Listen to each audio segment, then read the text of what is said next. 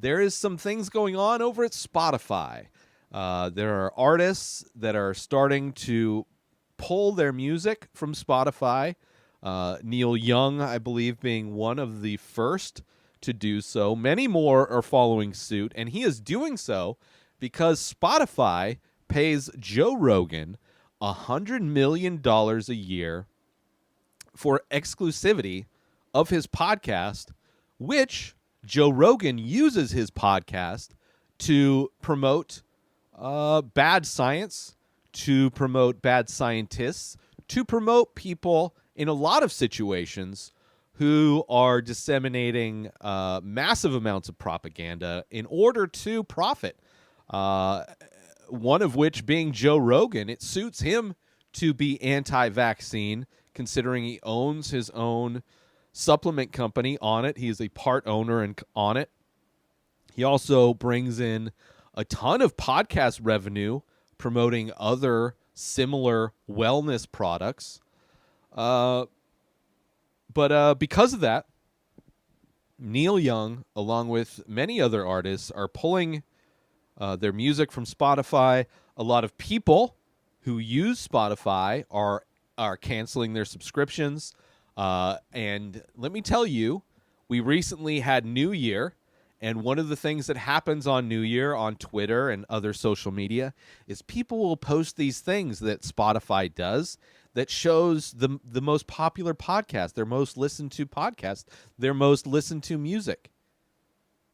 So there are a lot of people that use Spotify, as proven by this New Year that happened, and everybody's showing their wrap-up list for their top podcasts and things from Spotify, top music. So there's a lot of people using the service. I've never used it. I currently use Apple Music. But there are a lot of options if you are one of the people that have a Spotify account and maybe you want to get rid of it. Maybe you don't want to support Spotify because they spend $100 million a year to have exclusive rights to basically, and Joe Rogan doesn't always talk about anti-vax stuff.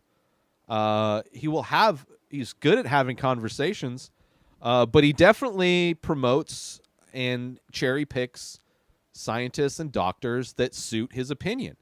He doesn't really have people on that challenge his opinion very often. And even though people that go on his show may be qualified to challenge his opinion more, they are basically selling out in order to get the audience that Joe Rogan allows them to reach. Jordan Peterson has a career 100% outside of academia because of Joe Rogan. Jordan Peters, he can go on speaking tours, and he's selling out everywhere, just like all of the other controversial people that Joe Rogan has on. One of Joe Rogan's best friends, Alex Jones, is on more regular than a lot of people that I wish were on that show. But it's a show that I used to listen to and watch from day one. But as time went on, I started to get increasingly, I started to disagree more and more with the stances and viewpoints of Joe Rogan specifically, as well as a lot of the guests that he would have on to promote and the things that they would promote and talk about positively. I disagreed with quite a bit. So at one point, I gave it up. And this was years ago.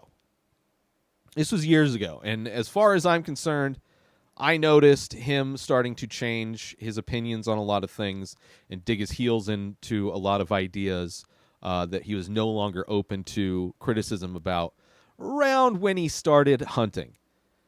Joe Rogan used to be super anti-religion, very openly anti-religion. And now that he's around a bunch of these hunters who tend to be more conservative, who tend to be more religious, Rogan himself has basically become a completely different person when it becomes. He's very open to people believing in whatever they want to believe with, and then those are that was one of many stances that Rogan started taking that I had I disagreed with, because those weren't the things that I enjoyed of his, and it's changed. I've changed and grown a lot, and a lot of the things that I used to like in my 30s, I just disgust me. Joe Rogan being one of them. And he does the same shit. He doesn't take responsibility for the bullshit that he promotes. He guards himself. He's very smart about guarding himself from any liability.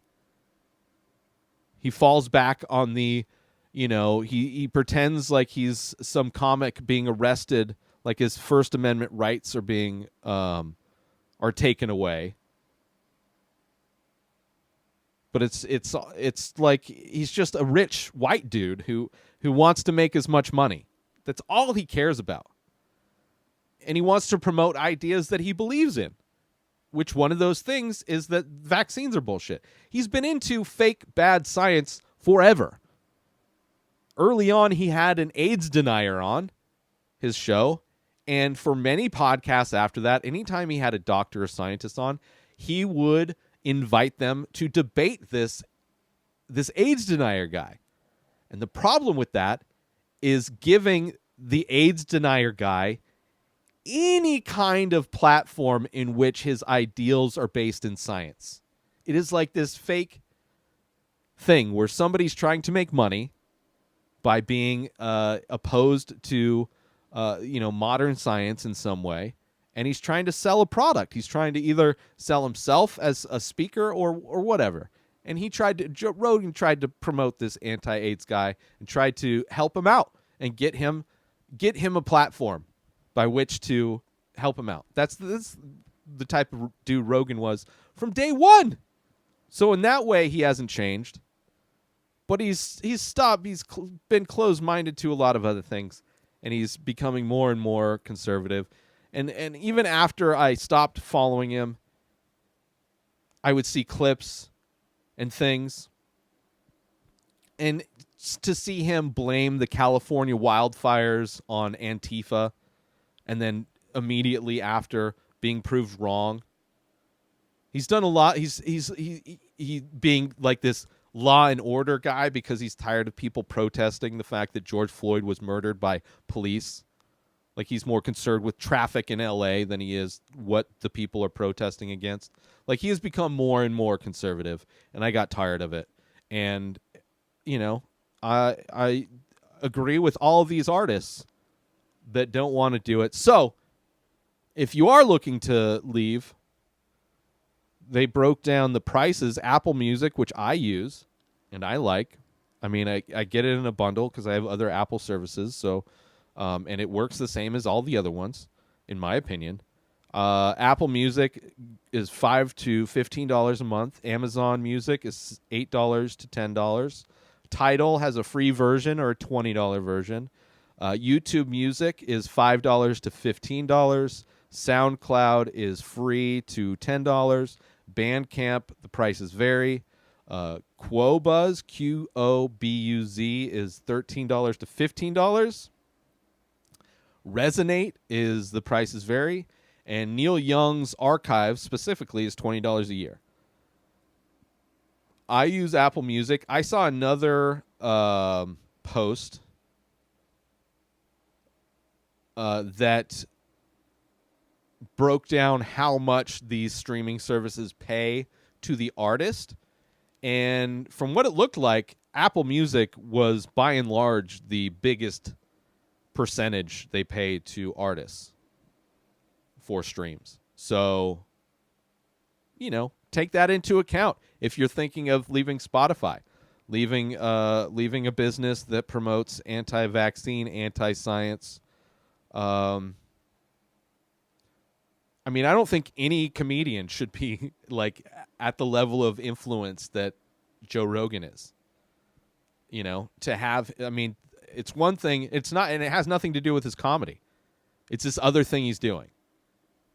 Like, him being a comedian has nothing to do with him being a podcaster. Like, if he got canceled for saying a bad joke on stage, it would have nothing to do with him being a commentator at the UFC. Like, Rogan has 3 separate careers, pretty much. But he likes to use comedy as an excuse for the podcast. Like that he's not susceptible to anything because he's just a dumb comic. But whatever. I mean, it really brings new meaning to his original nickname of him and his friends called Death Squad, which Brian Redband stole to make his, podcast, quote unquote, network. He reappropriated.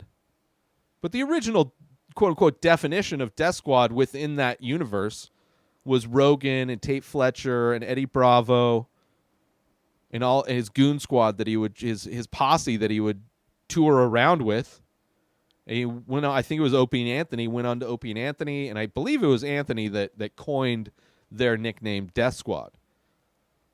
So considering Joe Rogan, the leader of that group, is promoting bad science leading to more unnecessary death because he thinks a certain way and cherry picks people who have the proper titles in order to back up and confirm his biases.